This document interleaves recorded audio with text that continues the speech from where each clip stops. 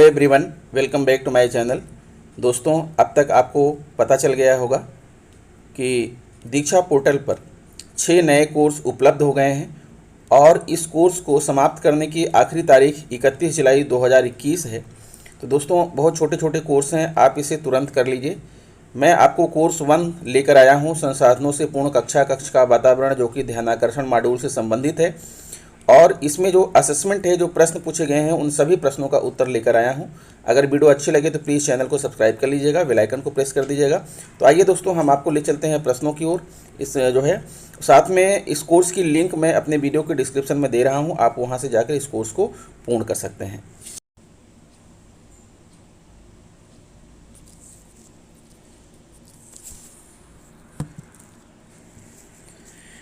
जी हाँ दोस्तों, जैसा कि आप देख पा रहे हैं, पहला प्रश्न आपकी स्क्रीन पर आ चुका है और प्रश्न है, लर्निंग कॉर्नर से क्या आशय है? बच्चों का कोने में बैठकर पढ़ने का स्थान, कक्षा का एक कोना बच्चों को पढ़ने के लिए अभिप्रेरित करने हेतु सुसज्जित करना, शिक्षक की कुर्सी का कोने में रखना, शिक्षक कमज़ोर बच्चों को एक कोना में बैठाते हैं। इसमें से क्या राइट आंसर होगा दोस्तों? तो मुझे लग रहा है कि कक्षा का एक कोना बच्चों को पढ़ने के लिए अभिप्रेरित करने हेतु सुसज्जित करना, ये आपका राइट आंसर है। इसको हम टिक कर लेते हैं और आगे बढ़ते हैं। अगला प्रश्न देखिए, कक्षा कक्ष को प्रिंट रिच बनाने का एक महत्वपूर्ण लाभ है कि बच्चे बार बार देखते हैं, बच्चों की साक्षरता का पहला चरण होता है, चारों ओर दिखाई देने वाले प्रिंट में अर्थ भी छिपे रहते हैं। आपको क्या लगता है दोस्तों? मुझे तो ये तीनों ही ऑप्शन सही लग रहे हैं, अर्थात उपरोक्त ABC, इसको टिक करते हैं और टिक करने के बाद आगे बढ़ते हैं। अगला प्रश्न आपकी स्क्रीन पर है, कक्षा कक्ष में प्रेरणा लक्ष्यों को सूची और तालिकाओं को लगाने का उद्देश्य क्या है? शिक्षकों और अन्य अनुश्रवणकर्ताओं को बच्चों के आकलन में सुविधा हो। सरकार का निर्देश है, कक्षा कक्ष प्रिंट रिच हो जाएगा, उपरोक्त में से कोई नहीं। तो दोस्तों, यहाँ पर मुझे जो सबसे उचित विकल्प लग रहा है वो पहला लग रहा है, शिक्षकों और अन्य अनुश्रवणकर्ताओं को बच्चों के आकलन में सुविधा हो। इसे हम टिक कर लेते हैं और आगे बढ़ते हैं। अगला प्रश्न आपकी स्क्रीन पर है, एक विद्यालय के आदर्श कक्षा कक्ष की कुछ प्रमुख शिक्षण सामग्रियां हैं। निर्धारित माप का श्यामपट्ट, मानचित्र, ग्लोब, घड़ी, कूड़ादान, प्रिंट, समृद्धता व ICT शिक्षण हेतु उपकरण, उपरोक्त सभी। तो यहाँ मुझे लग रहा है दोस्तों कि सभी सही हैं, क्योंकि सभी होने चाहिए। तो उपरोक्त सभी पर हम टिक करते हैं और आगे बढ़ते हैं। अगला प्रश्न है, संसाधनों से परिपूर्ण कक्षा कक्ष वातावरण निर्माण करते समय शिक्षक को ध्यान रखना चाहिए कि किस बात का ध्यान रखना चाहिए?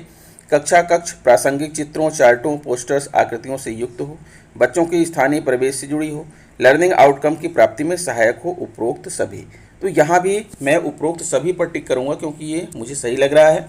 और फिर आगे बढ़ते हैं। अगला प्रश्न देखिए, आप बच्चों को प्रिंट समृद्ध वातावरण से जोड़ने के लिए बच्चों को कक्षा में पोस्टर्स और चित्रों के अवलोकन का अवसर देंगे, बच्चों को चित्रों पर बातचीत का अवसर और प्रश्न पूछने के लिए प्रोत्साहित करेंगे, बच्चों को चित्रों पर बातचीत का अवसर और प्रश्न पूछने के लिए प्रोत्साहित करेंगे, उपरोक्त सभी। तो यहाँ पर भी दोस्तों मुझे उपरोक्त सभी पर हम टिक करेंगे और आगे बढ़ते हैं।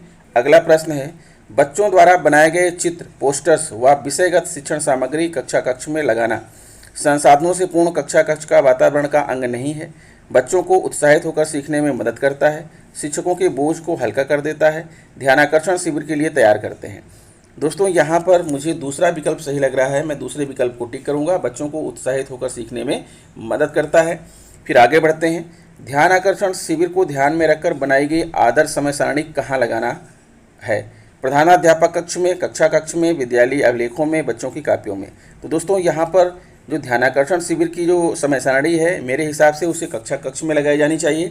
इसको मैं टिक कर रहा हूँ और आगे बढ़ता हूँ। अगला प्रश्न है, मिशन प्रेरणा के तहत सरकार द्वारा निर्धारित कि सभी विद्यार्थियों के लिए प्रेरणा तालिका कक्षा कक्ष में लगी होनी चाहिए। तो दोस्तों, प्रेरणा तालिका कक्षा 1 से 5 तक आई थी, इसलिए मैं यहाँ पर कक्षा 1 से 5 तक टिक करूँगा और आगे बढ़ता हूँ।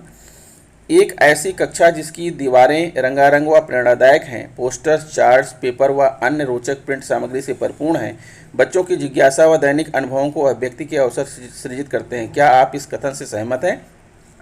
सहमत हैं, परिषदीय विद्यालयों के लिए निरर्थक है। असहमत हैं, प्रेरणा लक्ष्य को पूरा नहीं करते। तो मैं तो इससे सहमत हूँ दोस्तों, इसलिए मैं पहले पर टिक करूँगा और फिर आगे बढ़ूँगा। देखिए, मैंने पूरे 10 के 10 क्वेश्चन यहाँ पर अटेम्प्ट कर लिए हैं और इसे सबमिट करते हैं। सबमिट करके अपना स्कोर चेक कर लेते हैं। देखिए, सबमिट कर दिया और यहाँ पर लिख रहा है कि your score is 10 out of 10, you can redo the assessment to improve your score. अब इससे ज़्यादा स्कोर इम्प्रूव नहीं हो सकता है, इसलिए ये कंप्लीट हो गया है। अब मैं एग्जिट का बटन दबा देता हूँ और बाहर निकल आता हूँ। दोस्तों ऐसे ही मैं बाकी जो 5 कोर्स हैं उनके भी वीडियोज़ आपको डाल रहा हूँ, आप इस कोर्स को आसानी से परिपूर्ण कर लीजिए, कंप्लीट कर लीजिए। तो मिलता हूँ आपसे नेक्स्ट वीडियो में। नमस्कार।